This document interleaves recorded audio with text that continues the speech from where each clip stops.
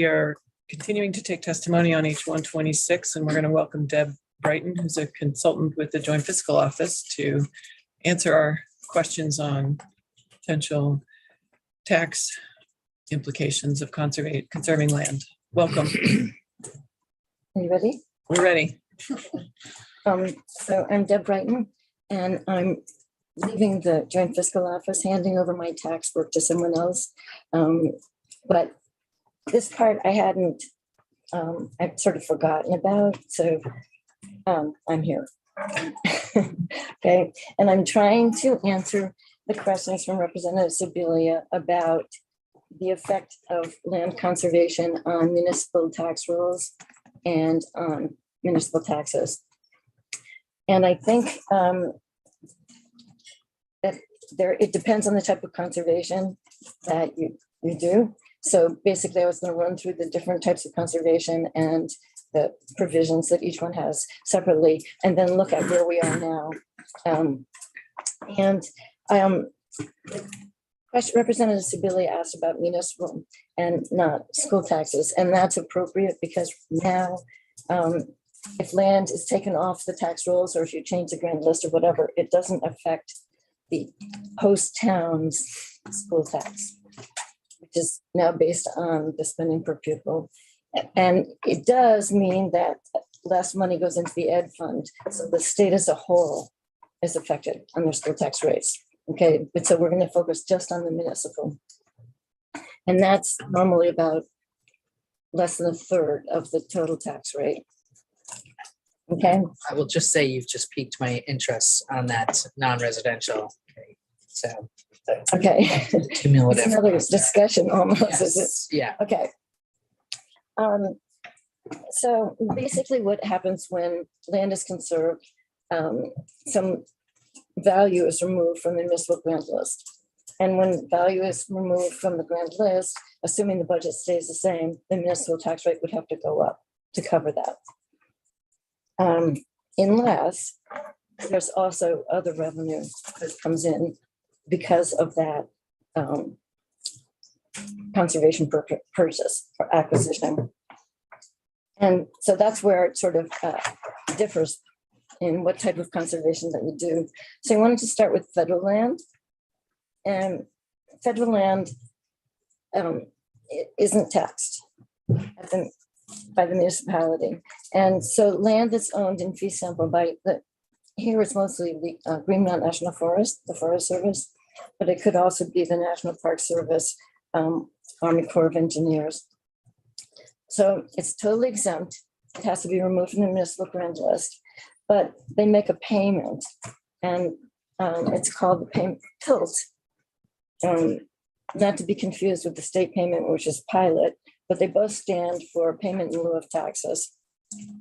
And the tilt is a straight per acre. It doesn't matter the value of the land, same across the whole US. It goes up with inflation every year. It's this year it's $2.94 an acre. In some cases, that towns do better with that. In most cases, they don't. It's less than they would have gotten with their municipal tax rate. But it varies from town to town, depending on what their tax rate is now, whether that raises or lowers their municipal tax rate. There's also a federal payment that goes to school districts. And I'm not going to discuss that now, but just so that you know that the federal government does make two payments on their land. State land owned by the Agency of Natural Resources makes a payment in lieu of taxes also, but it's called pilot. And this has changed. Well, it's changed a lot over, say, 30 or 40 years. When we started out making this payment, a state acquisition of land would make the town lose both the school taxes and the municipal taxes. So it was substantial. So we were paying 1% of the value of the land to the municipality. And then after Act 60, we took away that school portion of the tax loss. And so pilot went down to a lower percentage, but towns complained because they didn't exactly understand what was going on. So then it was moved back up again. Yeah, but they also allowed land to go in either its regular value, its fair market value, or its use value. And there was some land at use value and some land at fair market value, and it was sort of, it didn't seem right. So in 2016, we took another look at it and set up another system for pilot. And so all of the land was valued, all of the state land was valued in 2016. And then that land pilot payment is about that value times 60 cents, basically, a tax rate of 60 cents. So it would be for a municipality that has a municipal rate lower than that, it would be a good deal. For a municipality with a higher rate, it's less. And the 60 cents was chosen to be about in the middle of the municipal tax rates at that time. And then if land is acquired after that point, it is, the payment is the value at the time that is acquired times the town's municipal tax rate. And so that payment is frozen. And it's just all the agency reviews every 5 years, reviews the payments and ask for an adjustment. And they just asked for their first adjustment last year. The adjustment says that they should consider, in order to make the adjustment, they should look at municipal tax rates and other data. And the last time they only looked at municipal tax rates. And so municipal tax rates were going up slightly, so they increased the payment slightly.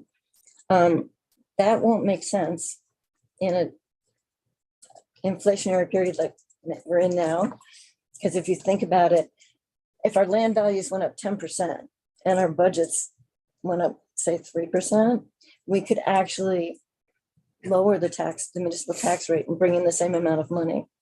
So if we find that we're lowering the municipal tax rates and we adjust our pilot payment by that, it would go down in the time when we needed to go up. So it's there, but I think something needs to be changed before the next 5-year look at the adjustment.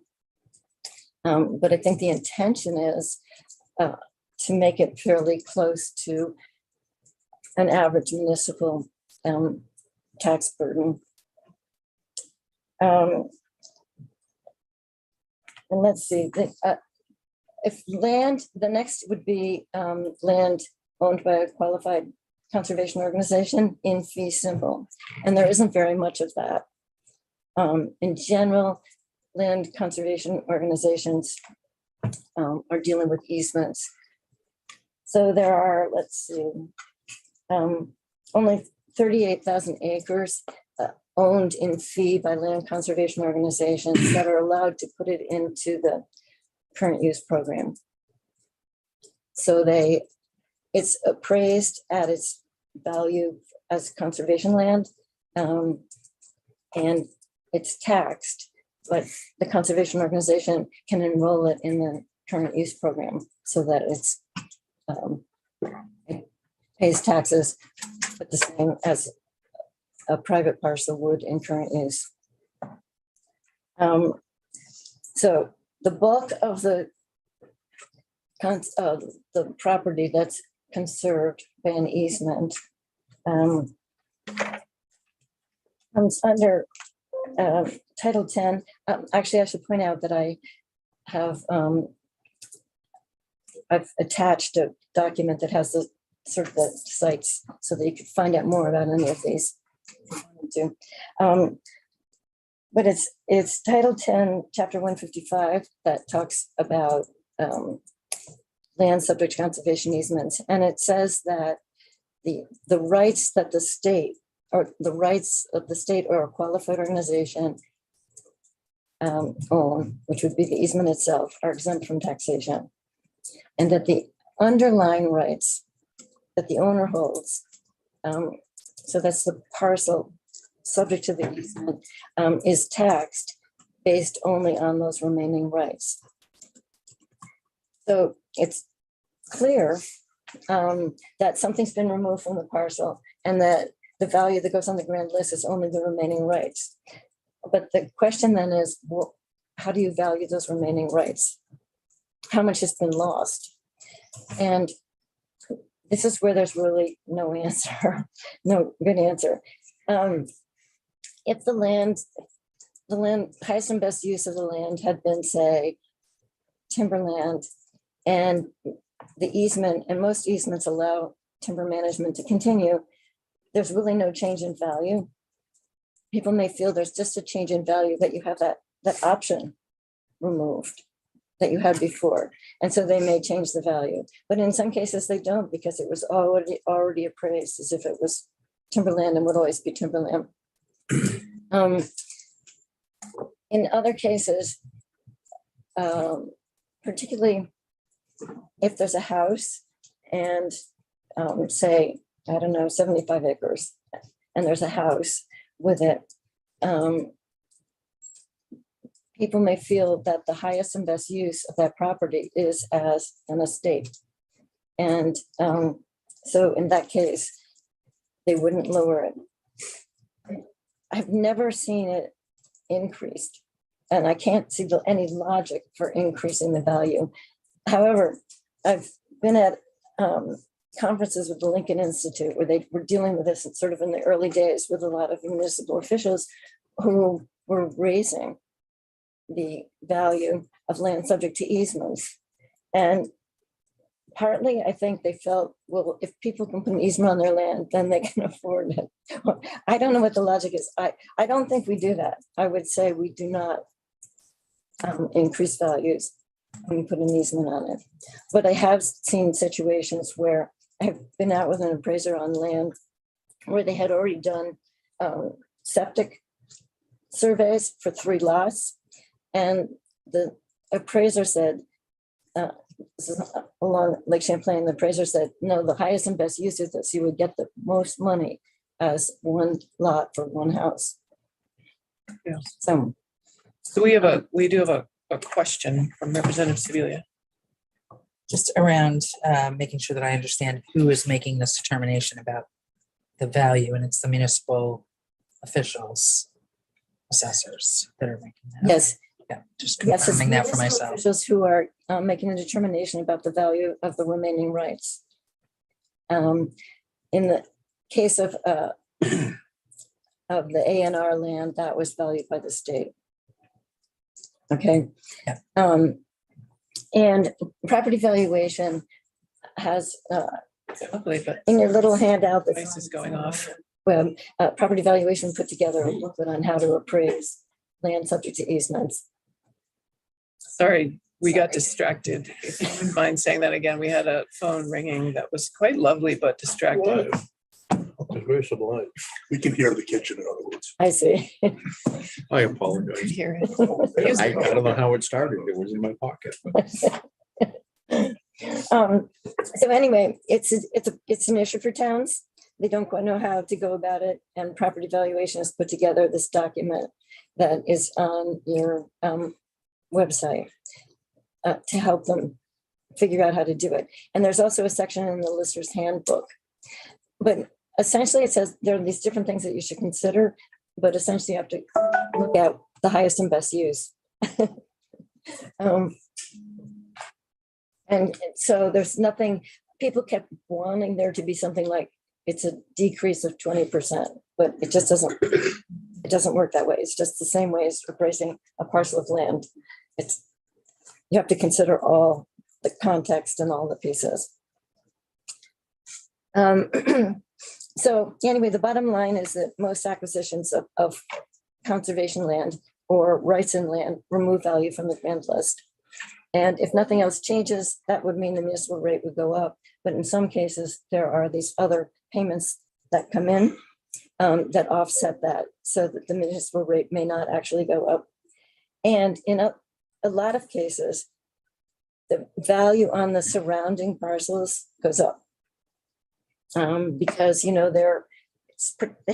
it's protection to them and they don't have to buy it, so that value goes up. So that may offset some of the loss as well. And that would be more likely in areas where there's more development potential. So what I wanted to show you is sort of where we are now in terms of the conservation land and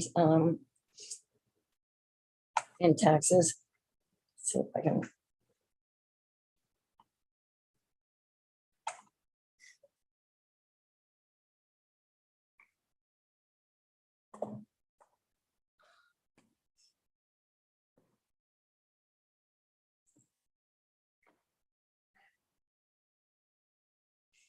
Get this top part out of the way to do this. Well, Is that a PowerPoint? yeah, but it's got something's blocked my, You go down in the lower right, maybe you could do a slideshow. well, at least you can see the map. This is based on Jens Hilke. Did this just last week, and I'm sure you know him. Yes, he's been in here before. He's great. So he took all the conserved land from the GIS and made this map so that you can see where the towns are, where it is within the town boundaries. And so he also created a file for me that had the acreage in each town that has been conserved. And this isn't any way that it's conserved. And it ends up being slightly more. I know you've heard a lot of numbers about how much is conserved. He said he came in last year and said that there was 22 plus or minus percent of the land that is currently conserved. This shows more like 26%. And he thinks the difference is, well, there may have been more land added and mapped, but also part of the difference is this shows municipal land, which it could be turned into a landfill. It's not necessarily conserved. Go ahead. Yeah, Yes. so just clarifying, actually, this is part of my consternation with this bill right now is just understanding what we mean. So this is conserved land, which is not necessarily permanently conserved land. It includes current use. No, it doesn't. Current use land is not So considered. this is just permanently conserved land. Permanently conserved, including municipal land that's owned by the public, but not necessarily subject to conservation easement. So the municipal land could be used for something else. Okay, that went in that time. Thank you. Okay. And this is just the Yeah, same. just to clarify that. Yeah. You're really talking about the difference between the 22% that's actually probably conserved, for instance, and this 26%. That's where that municipal land might fall, right? Within that. In that 4%. Yeah. Yeah, okay. And Okay. they're also, this is, even doing this map, they found issues of like overlapping polygons and some parcels that go across state lines. There was an issue with land dial and the land between the lake essentially being, but anyway, so we're not totally 100% there yet. But I just wanted to show you the basis for the numbers that I'm going to use later. Okay. And this is just where he's colored in the town to give you an idea of where the towns are, the darker towns where they have the highest percentages, probably have already met their 30%. Well, yeah, go ahead. Just Representative. about the men. Do you know which one of those is Montpelier? Which one? Which one of those towns is Montpelier? Just to orient me to them. Do you have a good spatial sense? Which one's Montpelier? Ish. It's Middlebury. Which I one's can, I can only tell you Somebody, my town. somebody in this room, nobody can tell it. It's, well, I mean, Montpelier is really 12-ish, small. and 12.4, 2.4-ish. We can get you that map, Representative Torrey. so Okay. Get lost on this. Sorry, I thought if it was on top of anyone's mind, I could. Over here somewhere. Okay, so what I did was I took his numbers of acres in every town and looked at the municipal tax rates and lined all the towns up by their conserved acres, and then took the median municipal rate in each of those, divided them into 5 groups, into quintiles. So they're 49 in all of the groups. I dropped the unorganized towns and gores because those have a lot of conserved land and really low rates. It would skew everything.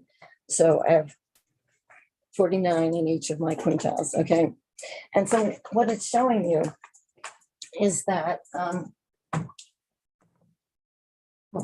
here, it's going this way. You have the number of acres that are conserved is the least here, and it's the most here.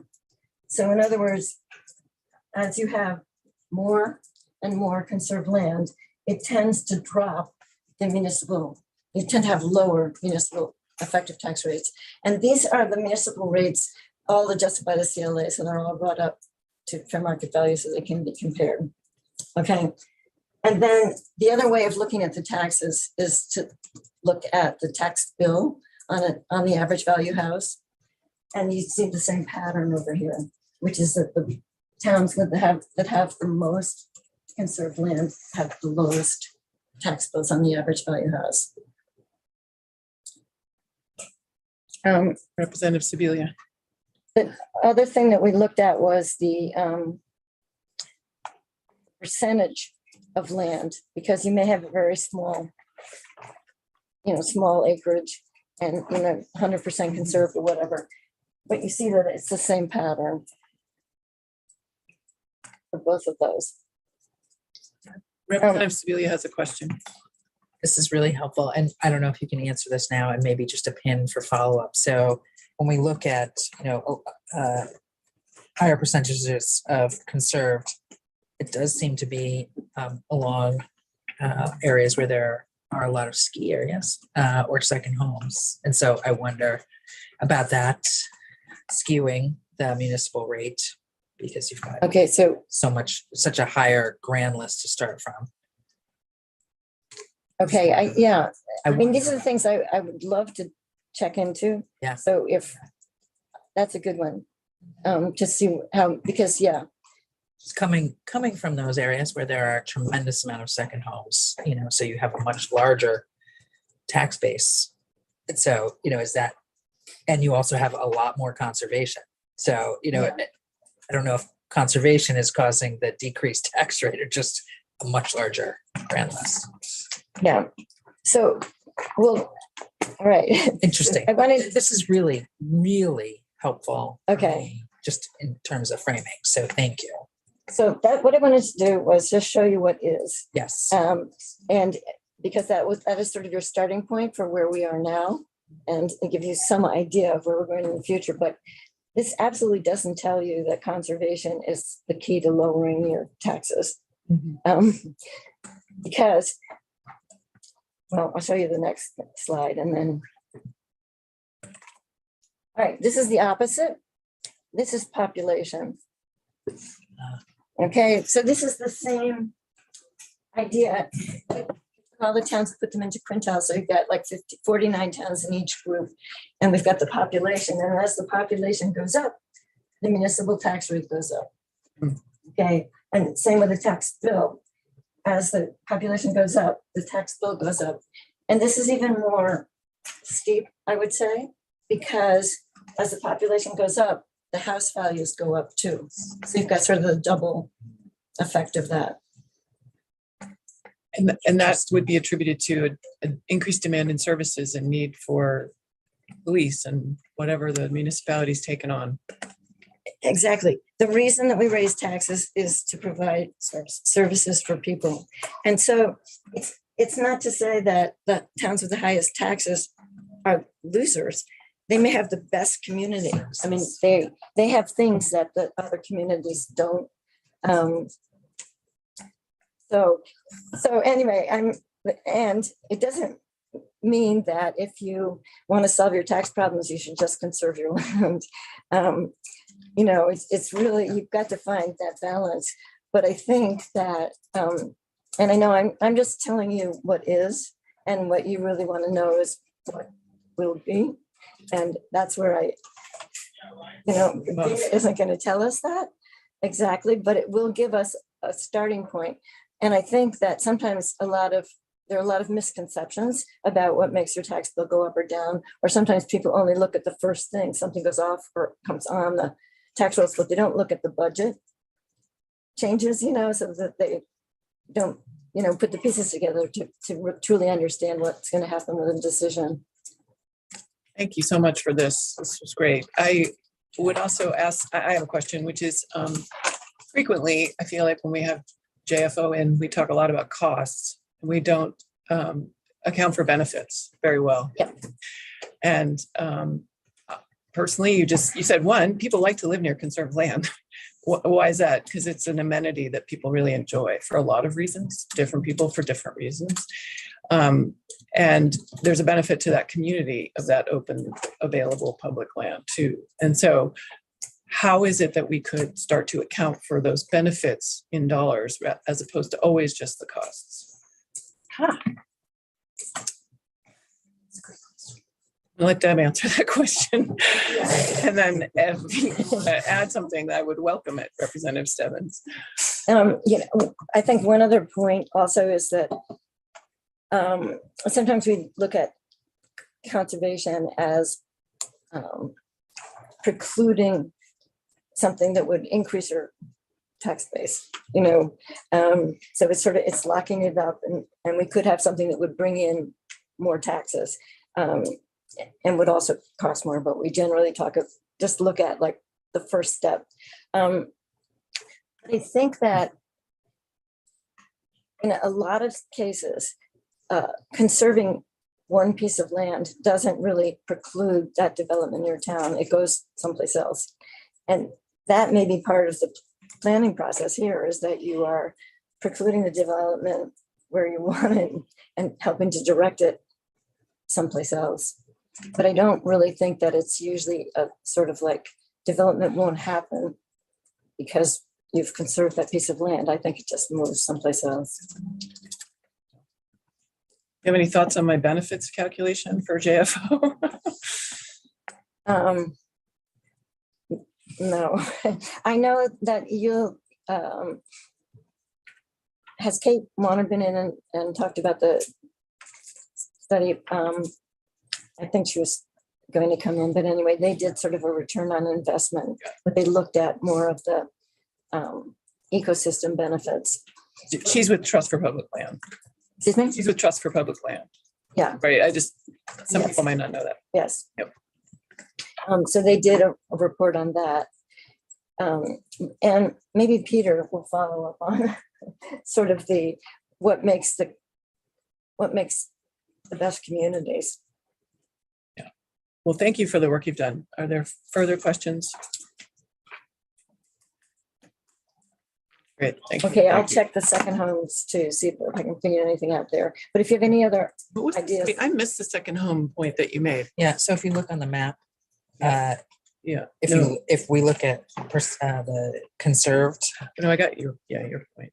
A lot of the conserved land is where there might be more second homes. yes, and so when you have more second homes, you have that's a much larger grand list.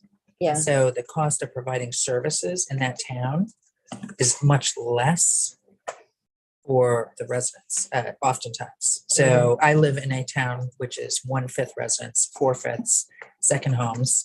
And, that allows us to provide a lot of services at a much lower rate than, a town, to the east of me that does not have that kind of second home tax base. So, and also those towns pay for education throughout the state, which is another, but my question was, I think, not question, my question was, when we looked at one of the charts that Deb had shown was that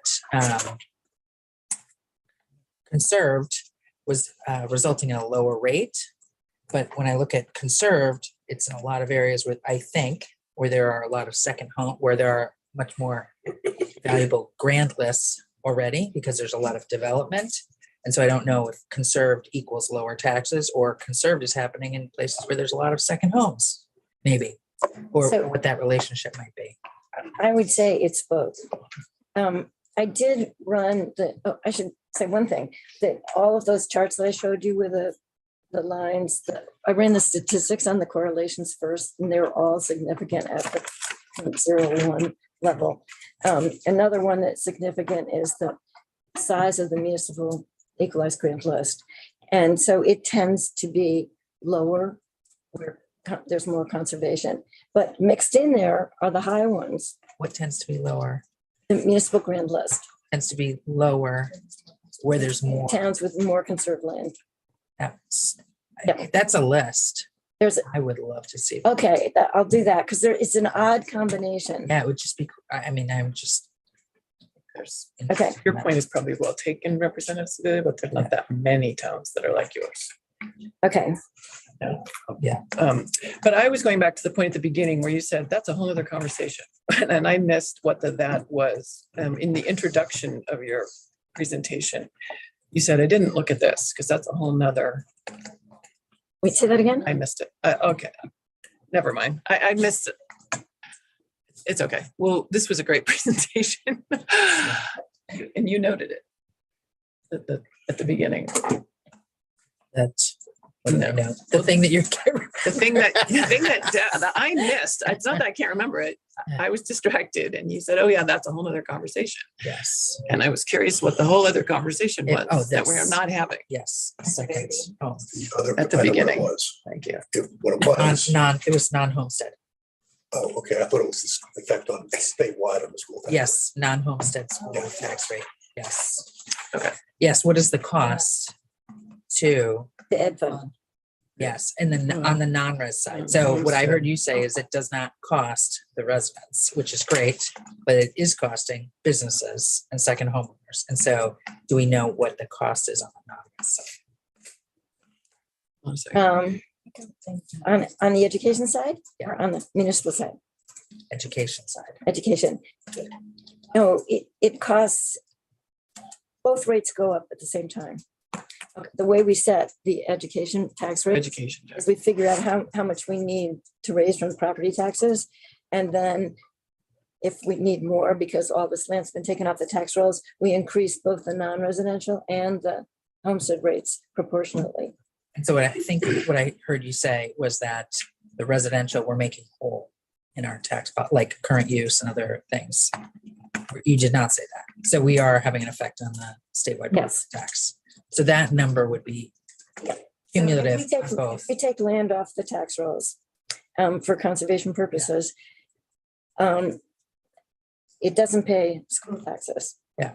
Okay, so that amount has to be made up. And so it's made up by raising the property tax rates Okay, for school. I misheard you at the I'm beginning sorry. of your presentation, and I thought you said there's no effect on the residential. I know why you're saying what you're saying.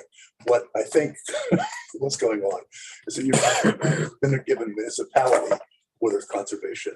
There's not a direct correlation on the school tax side because it's spread statewide. Yeah. And it's not that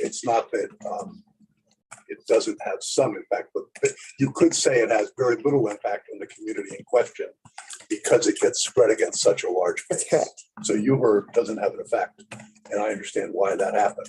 Yeah. Because remember what you said. So there's on the municipal tax side, it's direct.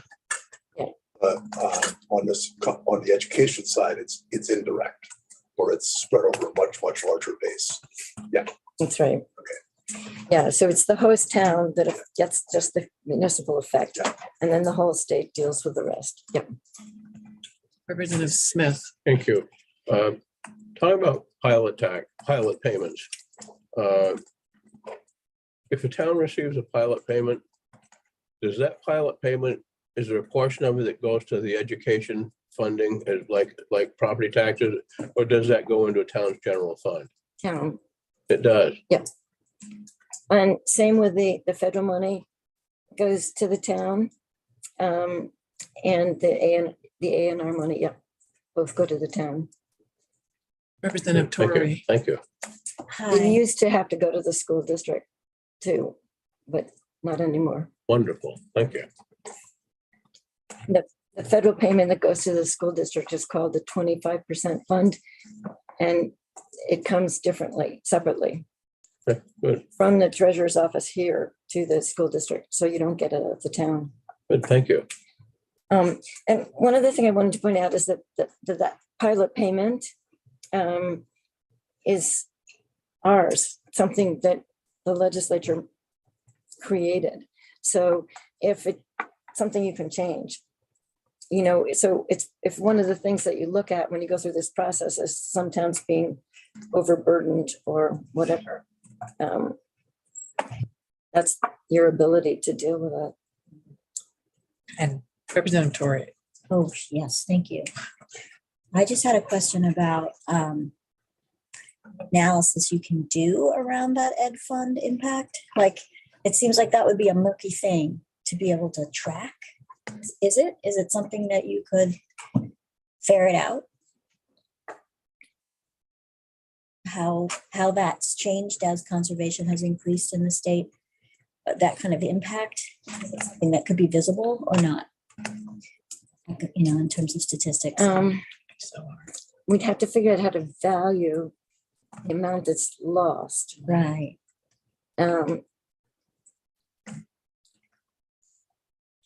We could do something sort of back of the envelope if, just by the number of acres and then.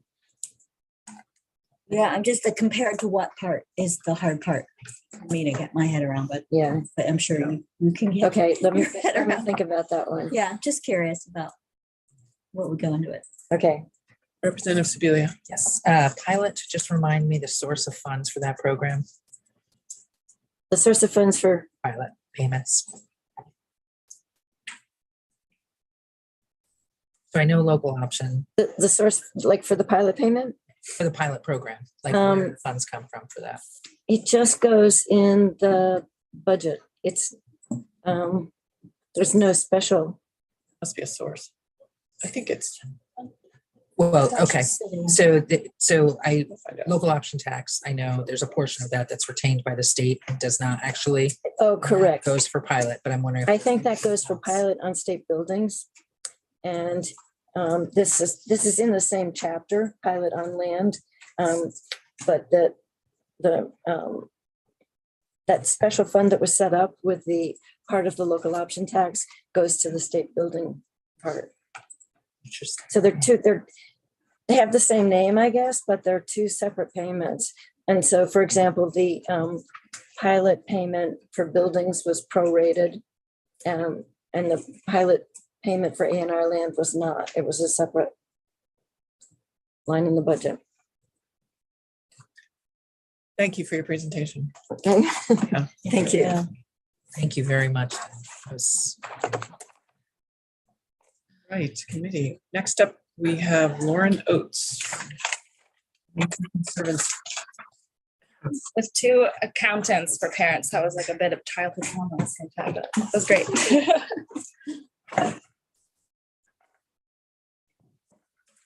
Good morning, everyone, or afternoon maybe. No, morning still.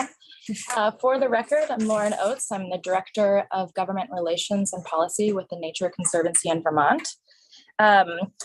Just a bit of background on TNC here. The Nature Conservancy in Vermont has helped conserve more than 300,000 acres in Vermont.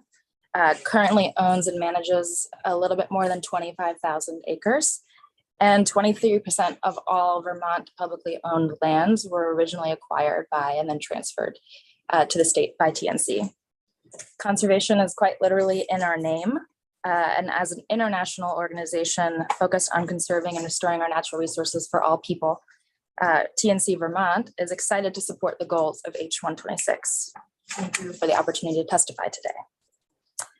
As we consider our changing climate alongside the developmental needs and pressures in the decade ahead that you've heard a lot about on this bill, both last session and this, planning for biodiversity protection is an essential part of our survivability equation and has deeply rooted concerns regarding our equity. A couple of points to make there. Ecosystem conversion and resultant biodiversity collapse is a leading cause of pandemics. Biodiversity loss threatens food security, which is already a pressing need in Vermont. Loss of biodiversity and species abundance threatens our economic prosperity. Land conversion that reduces biodiversity also threatens our climate resilience collectively for our communities. And the list of ramifications goes on, but those are just a couple of highlights I wanted to make. And yet, we know with climate change and biodiversity loss that are currently happening, there are a couple of statistics that I want to share as well for Vermont. First, globally, we've seen a decline in 68% of our vertebrate populations in the last 50 years.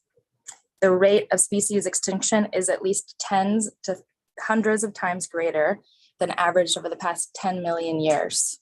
So we're seeing a significant increase in biodiversity loss and abundance loss. In Vermont alone, we've seen a 14% abundance loss in our forested bird species. The picture is even more dire when we look at our freshwater populations. Our freshwater vertebrate populations have declined 84% since 1970, which is twice the rate of terrestrial and marine biome loss. Our species are moving northward 11 miles and 36 feet upslope each decade. So there is a significant move in elevation as well as latitude to continue to follow climates that will support current habitats. And we also know from the 2021 Vermont Climate Assessment that Vermont is getting warmer to the tune of about 2 degrees Fahrenheit and wetter about 7.5 inches, which has major implications on our landscape, our communities, our collective public health, and our economic sectors. Recognizing these current impacts and worsening models, I just wanted to point out rather time sensitively that the COP15 just held a biodiversity conference in Montreal. That was in December to address the growing crisis of biodiversity collapse, where the 188 participating governments, to include the United States, adopted a global biodiversity framework, which includes a 30% conservation target for 2030. Similarly, H126 offers Vermont the opportunity to develop a thoughtful statewide conservation plan centered on both biodiversity and human community resilience. Connectivity of habitat is essential to supporting our biodiversity, true for both terrestrial and aquatic species. Earlier this week, John Austin with Vermont Fish and Wildlife came in and talked a little bit about Vermont conservation design. I hope that you'll be hearing from Bob Zano too, who has profound information and science to share with you all on that. But John Austin did mention also the resilient and connected landscape science with the Nature Conservancy. Our Dr. Mark Anderson, coupled with a great deal of scientists in the Eastern region, worked on developing this and found that Vermont actually holds a keystone geography to connecting the Southern Appalachian area to internationally up to Quebec. And without that piece, that species migration that I talked about earlier is kind of cut off in the center. Let's see. That science was created, one, as a regional corridor, and two, with climate change and climate models in mind. So really identifying those spaces that we know are most climate resilient and the most climate vulnerable. Finally, it recognizes that although 57% of Vermont falls within this critical, resilient, and connected corridor, only 28% of the network has been conserved, and we're using USGS gaps 1 through 3 to identify that conserved land. I know there's been a lot of conversation of what we'll consider conserved and what we will not. I'll talk about a bit about that later. Can you just repeat that last bit? Yes. 57% of the Nature Conservancy's resilient and connected network identified lands in Vermont. Only 28% of that network has been conserved here. And there's a high level of overlap between the Vermont Conservation Design and TNC's resilient and connected network. You said 28 has been conserved. Yes. using USGS GAPS 1 through 3 as how we identify conserved. Which lines up with our definitions in the bill. Yes, yes. And using that, I know that numbers have been floating. Our estimate at TNC is that the current number of percentage of conserved is at 23 to 24, which I think mirrors, I think the previous testimony giver said Jens Hilke said 22-ish. 26. So I want to just rewind since we've interrupted you. You said at COP15 in Montreal, they adopted 30 by 30 as a goal internationally. Yep. So is that number based in science? It is based in science. It's been a global priority or framework rather for the last couple of decades. And I think that we're getting more and more governments to sign on. Obviously, some places need to conserve more than that. Some already have a lot of conserved lands, but as a global framework, 30% has been identified by scientists as a critical need to meet both climate mitigation goals and climate adaptation goals in this decade. Representative Smith. I've got kind of an odd question, which might surprise everybody.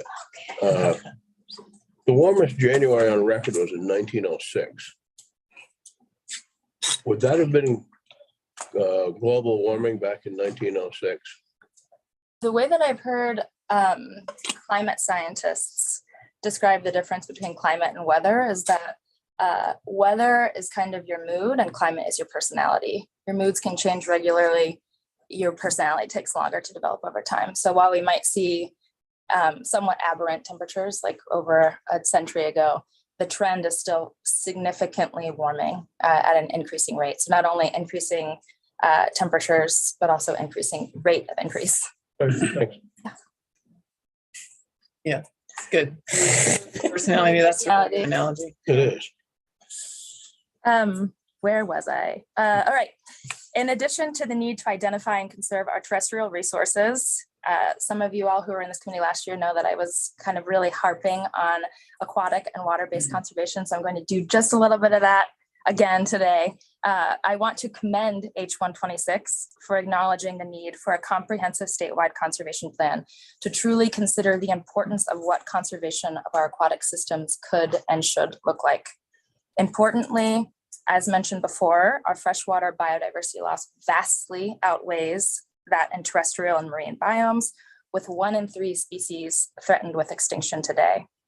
This is especially critical in Vermont, where 75% of all of our assessed river miles are detached or disconnected from their floodplains.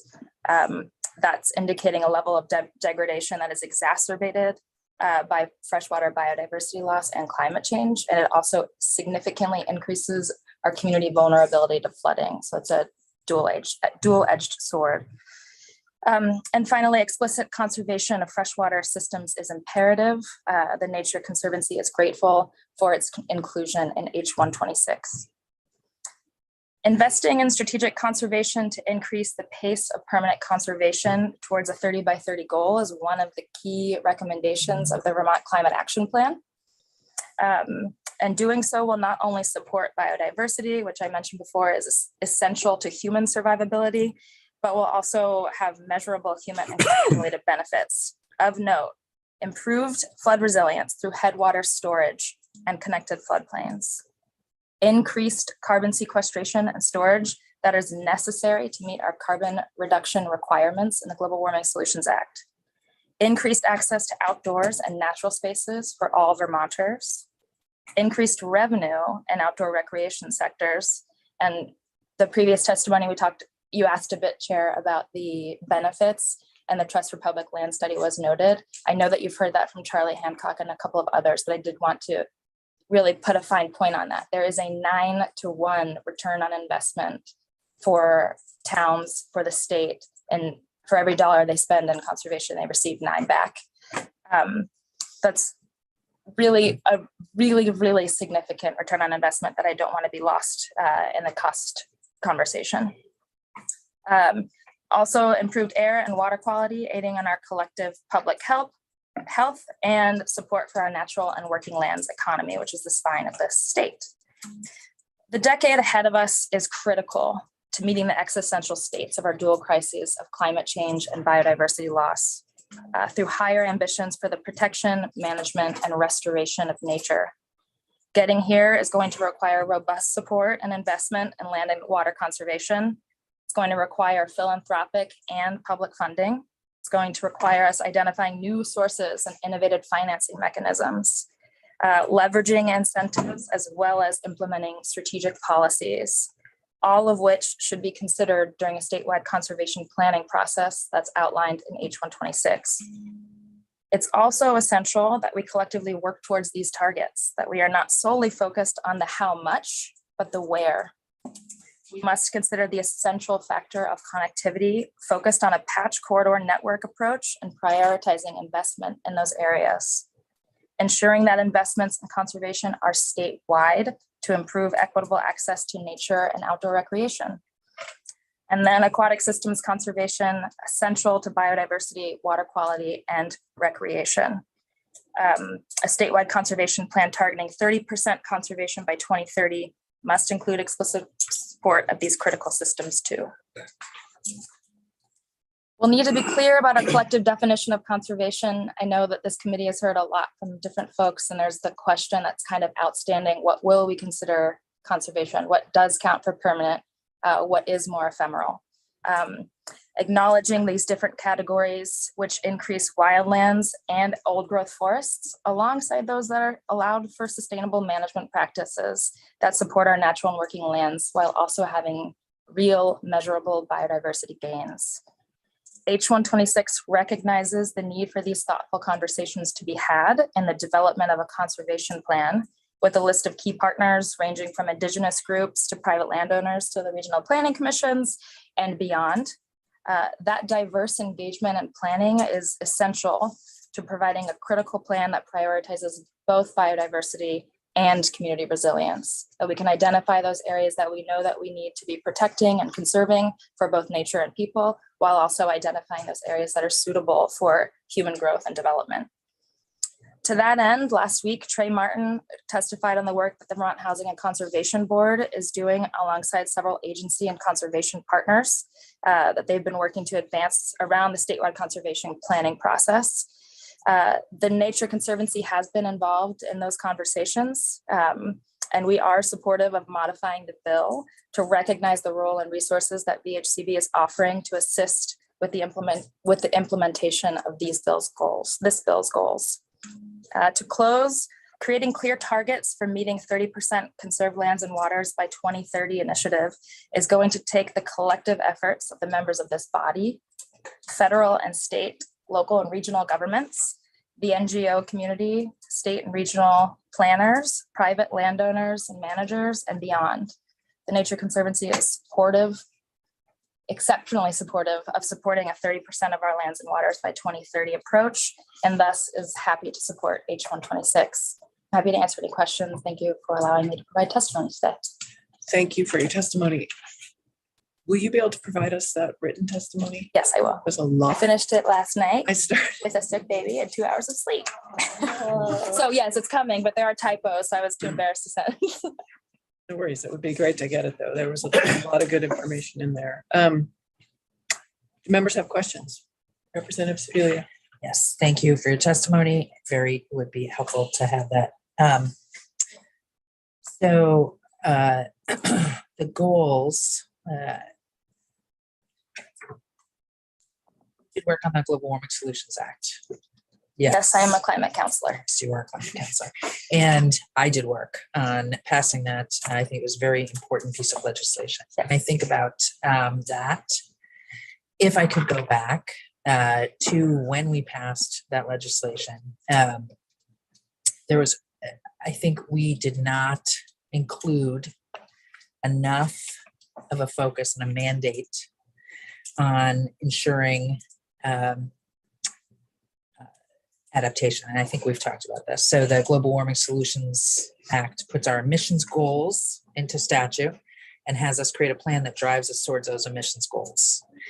For me, there were pieces in that plan that really required us to look at adaptation and rural life and for Vermonters, so that we really had to focus on that. But that was not part of our goals, the adaptation to climate change for Vermonters. And so when I think about this, I'm thinking with that lens. So this has goals for conservation, which I agree with, but it is, it is, I'm concerned, not concerned. I'm wondering about how we can include some of the things that we're hearing, some of the opposition to this bill is around concerns about people's livelihoods or, their land. And so how we can include more centered goals, some goals in here around Vermonters' way of life and adaptation. This is not coming out very well, but we've spoken about this issue that I had, concern that I have about GWSA. So I'm bringing that forward. So I want to make sure that when and if we pass this, that we have done that for this, that we've said to Vermonters, okay, and here's where you are. So this is, macro about our biodiversity, which of course benefits all of us, but we're hearing from people who are afraid that their way of life is going to be impacted. And so just recognizing that in this and speaking to it, maybe reassuring folks in it. So just putting that on the table as someone who has been engaged in this work for a long time and who I have worked with before, that is something that I'm thinking about. Was that clear? It was clear. I don't know that I heard a question, but I have a response anyway. Great. So I was appointed by the Senate to represent strategic, I have like the longest title technically in the GWSA, but it's essentially expertise and resilience. So this is near and dear to my heart. I do think that it was not a fatal flaw, but a flaw of the Lowering Solutions Act, that there wasn't more focus and attention to strategic planning around adaptation for climate change for our Vermont communities. That said, the reason that I was appointed to that position and the efforts that I tried to navigate with partners and other counselors was to really understand or to explain so that there could be group consensus or understanding around how important natural system conservation and restoration is for our community resilience. And that's why I think that this bill, I think the shorthand is like a biodiversity and community resilience bill, that protecting land is like the most, land and water is one of the things that we can do that meets climate mitigation requirements. So sequestration and storage in Vermont is huge. We can probably get around 27 to 30% of the way to our climate mitigation goals just through carbon sequestration and storage of our forests. Headwater storage, like I said before, is significant and profound to reducing downstream community flooding, which we know flooding is the #1 hazard that faces Vermonters. And then beyond that, just having the access to natural outdoor spaces proved huge. A UVM study during the early COVID days found that public health and public mental health significantly improved with people who had access to the outdoors. So it's a silver bullet as far as I'm concerned in the climate conversation. I think that I would have a hard time understanding necessarily how this would have a significant impact on Vermonters and their way of life. I believe that through a really well facilitated planning process, that really only benefit can be had through understanding what conservation of our land will look like and all the benefits that might be realized through it. I mean, I would agree with you. And I still believe that the Global Warming Solutions Act was the right thing to do. Yeah, totally. We have a bill on our wall to repeal it. And so, our ability to really bring this down to, my 6th grade neighbor, I invite folks to help us bring it to that level in reassurance and explanation. There's, some of the things that I have been trying to gather. I'm new to this, many members of this committee have done this a couple times. Just the terminology being really consistent. I find it myself that, we're a little loose with some of the words, or it feels like it to me. It's hard for me to kind of say, okay, well, what specifically do we mean here? So the more that we can bring this to the 6th grade next door neighbor level, the faster and easier it will be to get this passed, I think. So I think the goals are really important. It's just explaining it. I rather happily don't have a Juris Doctor, but my understanding of the current version of this bill is that there are 3 defined conservation categories, and then there's a clause in there that should there be, through the development of this plan with key partners and stakeholders, of interest in changing or adopting new conservation categories that might come to light. I think that makes there's enough